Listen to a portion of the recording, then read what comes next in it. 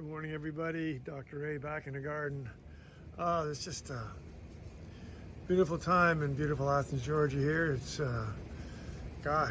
early July. And I want to show you this hydrangea. I've shown this to you before.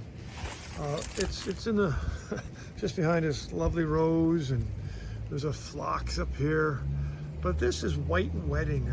It's a paniculata type hydrangea.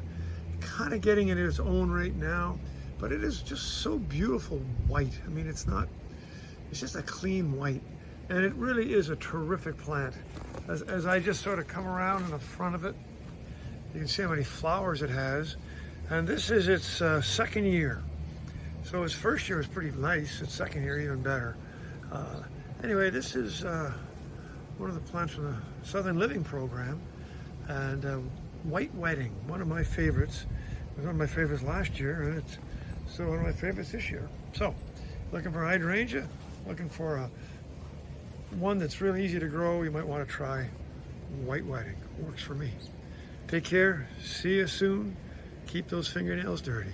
All the best.